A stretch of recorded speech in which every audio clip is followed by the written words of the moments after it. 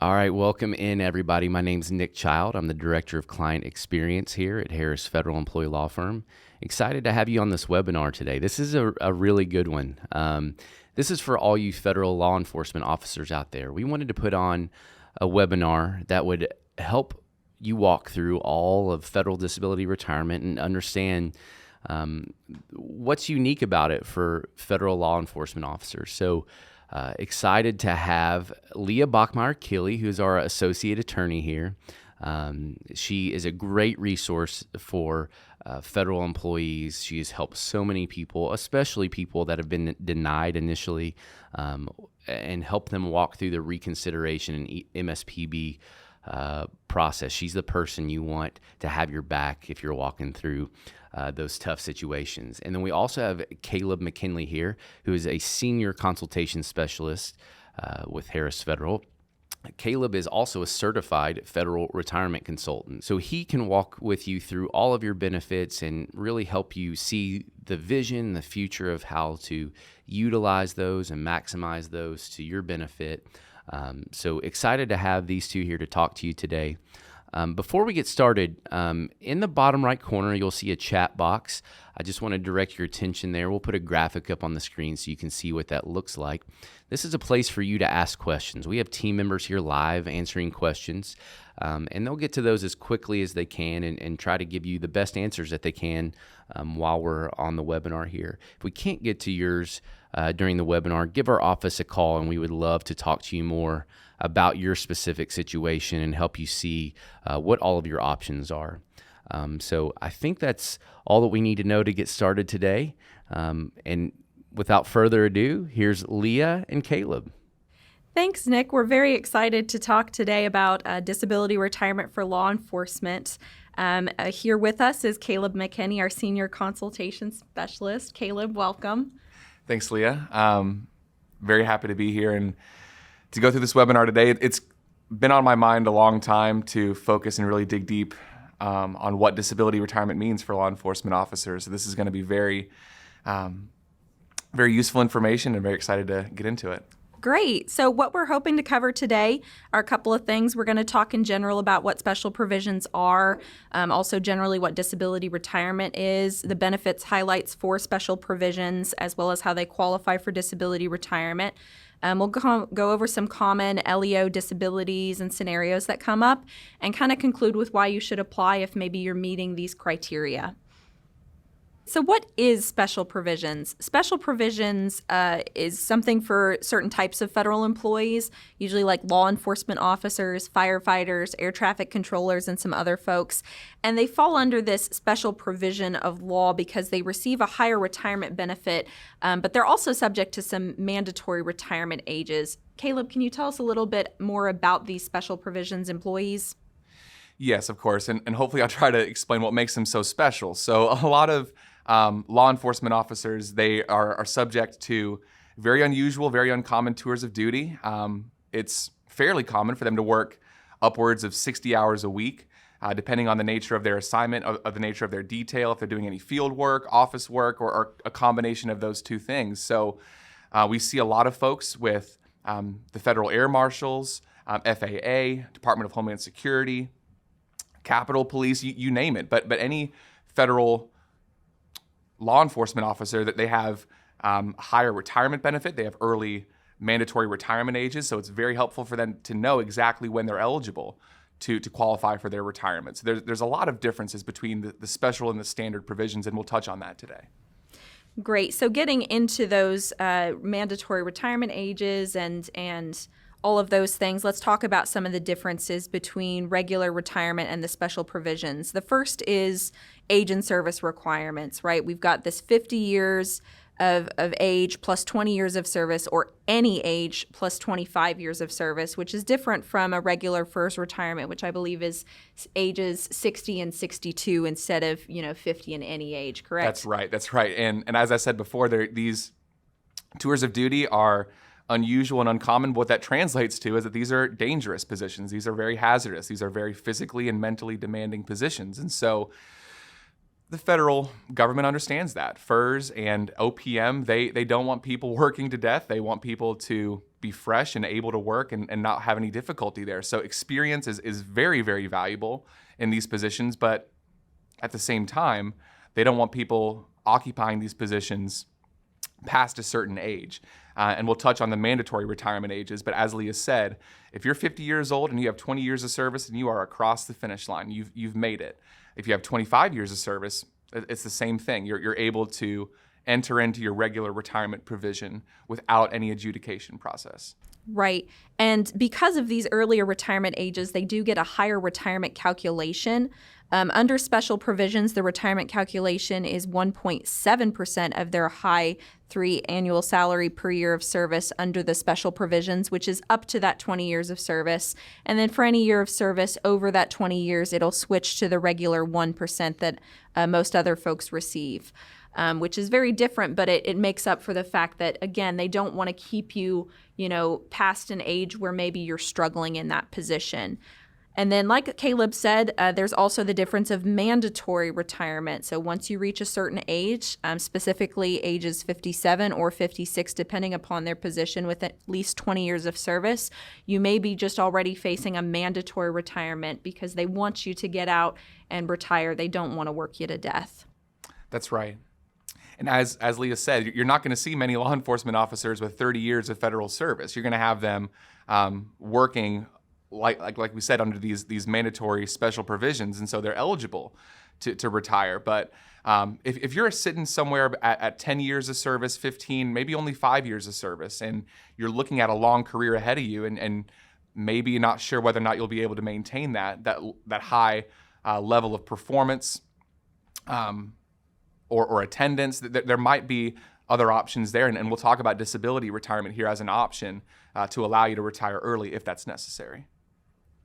So, Leah, could you tell me how this might help a federal law enforcement officer? This is something that can often help federal employees when they struggle due to an injury or illness that is interfering with their particular job. It permits them to retire early, so earlier than the years that we've been talking about under special provisions.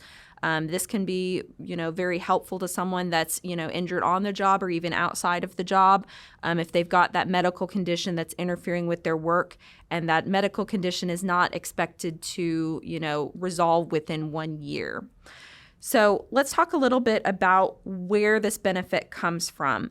It comes from two technical different retirement systems. There's the civil service retirement system, which most people have now aged out of. That's the older system. Right now, most people currently fall under the federal employees retirement system. That's where this law comes from. You can find it in the Code of Federal Regulations as well as within the just the U.S. Code itself. The benefit is overseen by the Office of Personnel Management, and people do have to go through an application as well as an adjudication process, since there are subjective components, to determining if someone meets certain requirements or not. It's not just an age and service. It's showing, that medical condition and some other, requirements to get that benefit. That's right. And a lot of it, too, there's no way around it. You have to go through the OPM, regardless of which agency you work for. Every agency under the sun, you could be removed potentially for a failure to be fit for duty or not meeting your medical clearance, but still you would have to raise that burden of proof with OPM, that going through that adjudication process means that you are determining your qualifications, your own criteria for disability retirement. And it is based on an individual. So there's not really like a silver bullet for this. You would need to still apply for disability retirement with OPM, regardless of which agency that you're working for. I will say there are two exceptions that I know about for the federal agencies, which does not happen very often, but just in case you're listening in, if you work for certain areas within the Department of State or the CIA, your agency may be in charge of the adjudication phase. But everyone else, like Caleb said, everyone else must go through the Office of Personnel Management. It is the default setting for disability retirement, and I'd say would cover like 99.8% of federal employees. So let's look at what disability retirement is, some of the benefits, highlights, what that annuity looks like, if you're permitted to, potentially have some other income. what you need to have to get that benefit as far as creditable years of service, and what happens to your insurance. So Caleb, can you tell us a little bit about disability retirement and how much it pays out? So disability retirement is going to be paying for the first year. It's always going to be the highest. It's going to be 60% of the employee's high three. And that high three number is very important whenever you're doing these estimates and calculations. So the 60% rate is for only 1 year. And then every year after that until age 62, that annuitant will receive 40% of their high three. Now, it's very important to know that this is still taxable income. It's going to be at a lower tax rate, so it's not taxable as wages, but it's still taxed. Yes, as well as there are going to be some deductions to that 60% or the 40% that you receive each year if you choose to keep health or life insurance benefits into retirement, or if you choose to pay out for a surviving spouse benefit. So let's talk a little bit about what the high three is. Caleb, you said this high three is really important. So what is the high three? Yes, so the high three is the average of your highest 36 consecutive months of basic pay. Now, these are months that you were actually working. These are months of income. This is not what your step in grade is or what it would be if you were working for a full year. This is what you've actually earned for a 36-month consecutive period. And this will be calculated by the OPM upon your approval of disability retirement. This is all the way up until your period of approval. So keep in mind, this could take some time to calculate by the OPM. Now, what makes this very applicable to law enforcement officers is that LEAP pay, law enforcement availability pay, which represents a big chunk, 25% of a LEO's salary. It is usually included in basic pay, high three calculations. If you have an SF50, you can look at your adjusted basic pay. That's the number that OPM is looking at whenever they calculate a high three. So look at what you've earned, not what you could have earned or what you would have earned if you were working. This is your actual 36 months average of your adjusted basic pay. Thanks, Caleb. So just to give us, a graphic for what you're talking about, we've got this slide here that kind of shows, you've got when you're receiving 100% of your pay while you're still working, and then when you transition into disability retirement, that first year at 60%, and then every year after at that 40%. It is a bit of a deduction as far as, moving from working full time and then going into this retirement benefit. But it's a great benefit if you're unable to continue working in your position. So let's talk a little bit about, how long this benefit lasts and then what happens when the benefit, runs out or needs to change. Caleb? Yes. So continuing with the theme of special provisions here, we like to call disability retirement a bridge to 62. So if you're in your 40s or 50s and you're looking at your minimum retirement age, you're thinking, how am I going to make it? How am I going to continue working for 10 or 15 years until I'm eligible? This is how you get there. This is your way to retire on your own terms to receive your federal benefits early. Now, this benefit will continue to pay until you reach the age of 62, regardless of if you're special provisions or standard provisions. So that means you could receive an additional 5 years of service above the mandatory retirement age of 57.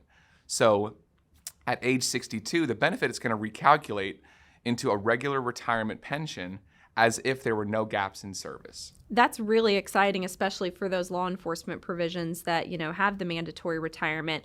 I do want to make note again, and we mentioned this earlier in the slides, that once you reach a certain amount at that higher provision, it will switch to regular provisions for each year. I think it's over 20. Yes. So you get the additional years of service. They may not all be at that 1.7%, but it's still more years of service than you would have had if you had retired at the mandatory retirement age. That's right. So let's talk a little bit about that health and life insurance. Do people need to worry about trying to find new health and life insurance into retirement? They do not, and that's further good news here. That the good news about disability retirement is you can maintain your health and your life insurance benefit. Now, this is going to be the same exact plan that you are covered on as a federal employee if you've been covered for the past 5 years or for the entirety that you've been eligible. Now, if there is any spouse, family member, any dependent who are also on the plan, they can remain coverage as well. So that's fantastic news for your families that you don't have to switch to a local, to a mom and pop health insurance or healthcare provider. You can maintain whether it's Blue Cross Blue Shield, Aetna, Kaiser. It could be the same exact plan that you retain right now as a federal employee, and the same goes for your life insurance. And those deductions are going to come out of your disability retirement benefit each month. So OPM is going to cover it. The OPM is going to cover the government's portion of your health insurance premiums the same way that your employing agency will cover it now. So it's, again, very stable, very good benefit for you and your family if you were to decide to medically retire. That's great. And Caleb, thank you for that. I do want to add one thing with the years of service or the all-inclusive, provision. There is one exception. It's only for health insurance. But for example, if you do not meet the 5-year or all-encompassing requirement, there is a waiver through OPM that you do have to apply for separately, but it does exist. So don't let that stop you from potentially thinking about this benefit. That's a great point. So yeah, if you're not currently covered by your federal employee health benefit, there is a waiver, like Leah said. Don't let that scare you or be a barrier for you to apply for disability retirement. So let's get into the actual qualifications to receive disability retirement. And first, we just kind of want to remind people what disability is, right? It's very different compared to what you might think of when you first hear the word disability. A lot of people immediately think of Social Security disability, where you can't do any work anywhere. But under disability retirement, we want to define disability as any medical condition that is inhibiting an employee from continuing to complete at least one of the major or essential functions of their particular current position. So Caleb, can you tell us a little bit about, who is eligible for disability retirement? Of course, and you brought up a great point, Leah, which is we have to redefine what disability means. And that's a lot of what I do during a consultation. Whenever I speak with folks, I tell them disability doesn't mean that you're totally unable to work. It doesn't mean, like you said, Social Security disability, comp and pen, VA disability. All that we're saying and all that we're putting forth with an OPM claim is that a federal employee has an occupational disability that prevents them from performing at least one function of their job. Not all of them, at least one. So what that means is that federal employee, they must have become disabled or unable to work or injured during the period of employment. So either due to a disease or an injury, and that injury or disease can be pre-existing and worsen over time, worsen during their period of employment. But this is, again, it's essential for us to establish what medical conditions that employee are diagnosed with that prevent them from performing your job, just their singular current job that they hold, not any job, not every job, just the single job that they hold. And you pointed out something really interesting too about it being, during employment. When you say during employment, you just mean during your first, service. It doesn't actually have to be a work-related injury, correct? That's right. Not on the job. That's a great clarification. Does not have to be an on-the-job injury, just a during your period of employment injury. So again, this is not a workers' comp type of claim. It could be, pre-existing or off the job or really anywhere in between. As long as it impacts you and prevents you from doing your job, then it would be approved by OPM. Excellent. Can you kind of give us an overview of some common disabilities that you hear about for our special provisions and law enforcement officers as our senior intake consult specialist? Yes, I can. We see a really wide variety, and you'd be surprised by the medical conditions that we have approvals for law enforcement officers specifically. But just to touch on a few, I know that a lot of orthopedic injuries, a torn rotator cuff, an impingement on a lumbar spine, either a pinched nerve. We see a lot of stenosis. So if you're feeling any radiating pain, any numbness to a limb or body part, oftentimes those conditions can be chronic, they can be progressive, and certainly approvable for disability retirement. So we see a lot of those. But focusing on mental health as well. I mean, a lot of our clients are military veterans, and so they've been diagnosed with post-traumatic stress disorder, generalized anxiety disorder, depression. A lot of that is brought on by work, and a lot of that is not. A lot of that is pre-existing, as we said before. So what matters there for either a mental health or a physical health condition is to have a doctor, a physician, a specialist who could certify that those medical conditions prevent that employee from carrying out at least one function of their job. But if you look at the list, look at the examples here, we could go on and on. We could list pages and pages of medical conditions that have been approved for disability retirement. If it manifests at work, then yes, it would be considered for disability retirement. Excellent. Now let's get into that, essential job function that's being impacted. It's what's considered less than fully successful, right? OPM states that, a person needs to have some sort of deficiency in performance, attendance, or conduct, or have some sort of medical condition that shows that they are less than fully successful for their particular job. So can you give us some examples of, what kind of deficiencies, what they look like when we talk to people at intake? Yes. Now, speaking specifically to our law enforcement officers, this could look like either a failure to qualify for a fitness for duty standard, fitness for duty evaluation, but this could also be more practical than that. This could be being unable to wear your duty belt, any tactical gear, qualifying with a firearm, sitting in a patrol car, being able to run, respond to a emergent situation to effect an arrest. So if you look at the practical elements of your job, that's where we would start. Either on intake or during a consultation, we want to take inventory of all of those environments, every element of your job that's causing pain or is exacerbating that disability. So yeah, this is very practical. It could be the amount of weight you're required to lift. If it's a 50-pound or 70-pound standard, it could be a running, like we said before, training and qualifications for fitness for duty. This could really manifest a lot of different ways depending on the nature of your job. And like we said before, we're not saying this is a total disability. You could qualify and be an excellent administrative specialist. You could work in an office type of detail. But if you're required to do field work, if any element of your job requires field work and you're unable to perform in that capacity, then yes, that would be certainly approvable. Great. So getting into kind of what you had said before about office work, and this next slide kind of touches on it. If you've been taken out of the field potentially and are put in modified duty and you're doing a great job with that modified duty, you're still going to qualify for disability retirement because that modified work doesn't count. And a lot of times agencies are willing to give you these light or modified assignments. And so maybe you're thinking to yourself that you don't qualify since they are still giving you work. Correct. And what makes it scary is modified job assignments and light duty assignments are a temporary solution at best. This is never a permanent solution. And it is subject to agency approval. It could be rescinded and taken away at any time. And so I've heard a lot of stories where if you have a good relationship with your supervisor, maybe you went through the academy with them, maybe you're good friends with them, you grew up together.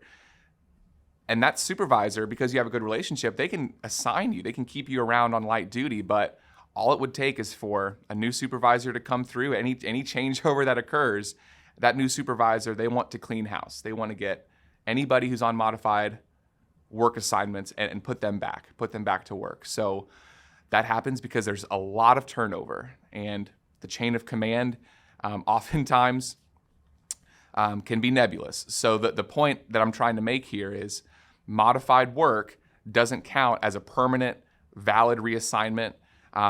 It's a temporary solution at best. If you're considering disability retirement, you can continue to work there on modified work, on light duty. But again, the risk involved in that is those assignments are not protected. They can be removed at any time. And so you would still qualify. You'd still want to apply for disability retirement based on the position that you held. Correct. And just again to clarify here, we're talking about modified work, something that's taken away an essential element of your position. If you are actually being officially reassigned for disability retirement purposes, you will not qualify if you've been reassigned to a vacant position at the same agency and commuting area, at the same grade, pay level, and tenure, and within the same commuting area.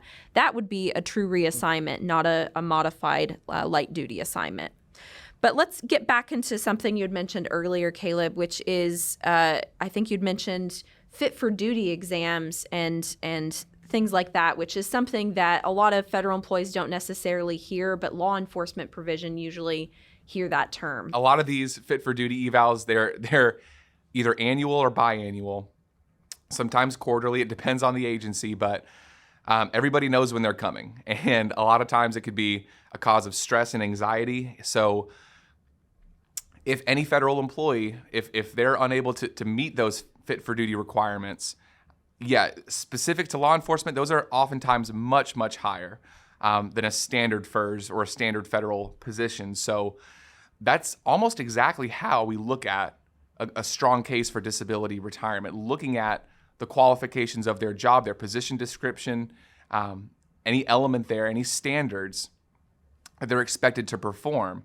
So if there's one element, whether that's lifting, running, I mentioned before, qualifying with a firearm, defensive tactics, it could be any number of things. But if there's one element that federal employee, that law enforcement officer is not able to perform, that would be grounds for a very strong case. And we've also talked about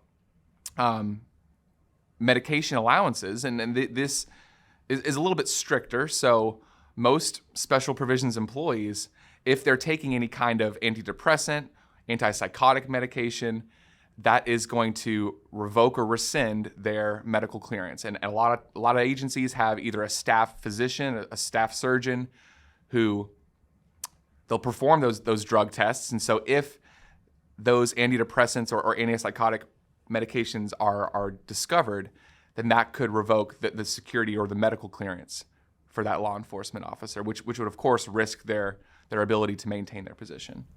Yeah, and just kind of to build on that point, if you're a federal employee under these types of provisions that have fit for duty requirements and can't take certain medications, disability retirement is there so that you can seek proper treatment. You can take those medications and still get a very good retirement benefit while trying to treat your medical conditions.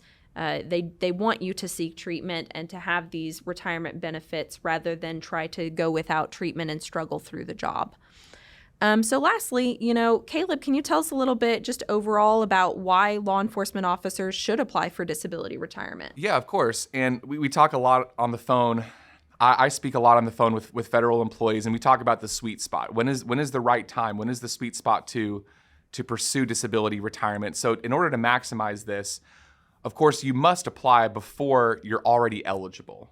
So if you are above the age of 57 and you've already met your age and service requirements, you are no longer eligible. But if you apply before that, then you're going to maximize your retirement an additional 5 years, because these years of service are going to continue to accumulate until you reach the age of 62. This can make a huge difference again, because you're getting an additional 1.7% for those first 20 years of service. So I've seen very high, very good federal pensions that kick in whenever that employee turns 62.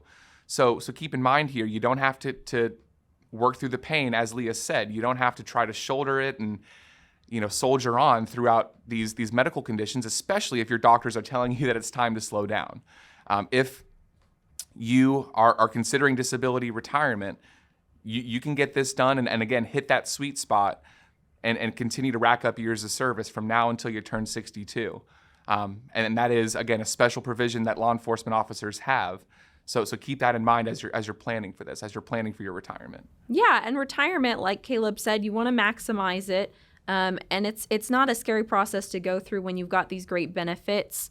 And the last thing I want to touch on is, once you're retired and you're receiving these retirement benefits, that's not the end of your life, right? That's not necessarily even the end of your career. That's right. Disability retirement does permit you to work potentially outside of the federal sector and earn money up to an 80% earnings cap while still receiving disability retirement, while still receiving these creditable years of service, which is especially good for someone in law enforcement that maybe just physically or mentally couldn't keep up with that really arduous position. That's a great point. And yeah, the majority of our clients will continue to work while they're receiving disability retirement. So again, this is by far not the end of your service.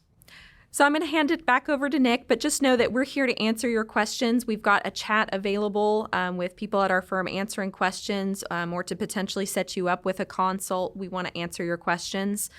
Just to kind of recap, this presentation was primarily aimed at folks under that special provisions unit, talking about how they have different age and service requirements, as well as mandatory retirement ages that are much different than regular FERS positions. They also get a higher annuity amount for each year up until 20 years of service, and talk about how they particularly qualify for disability retirement, since it is aimed at being an occupational retirement instead of a full disability benefit that you might think of under Social Security disability.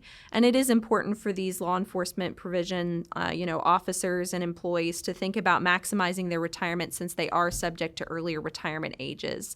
But our firm is here for you. Please feel free to reach out. We want to talk to you. We want to let you know about your benefits and answer any questions you've got. And Caleb, thank you so much for your participation in this webinar. It's so great to hear from someone at the front lines that gets to talk to people every day and answer their questions. Well, thanks a lot, Leah. It was great to have this webinar today. And as she said, give our office a call if you have any questions. If you'd like to schedule a consultation, we're ready. We'd be honored and very excited to have a consultation with you and give you some more information about this benefit. Nick, back over to you. All right. Thanks, guys. That was a lot, and you guys did a great job with that. Hopefully you can see these are two great people to hear from. You can probably hear their expertise and experience come through. They've talked to thousands and thousands of federal employees about the specifics of federal disability retirement and what that means for law enforcement officers. So we thank you for being here. We're going to keep this open for another 10 minutes or so to answer any more questions that you have. Like I mentioned before, if we can't get to your question here, if it's too specific to your situation, give our office a call, set up a free consultation, and we'll walk through all your options with you so you can see what your future might look like and what all of your options are. There's no strings attached there. We're just happy to help you and to help you see, and hopefully you decide to have us as your resource and at your back to walk you through this process and help you get approved for federal disability retirement. So with all that being said, we've got some great resources on YouTube for you, more on our website that you can just spend some time looking through, getting some questions answered, and maybe drumming up some more questions before a consultation or that you can let us know about. So with that, we're going to wrap up this webinar, and we look forward to seeing you next time. Thanks.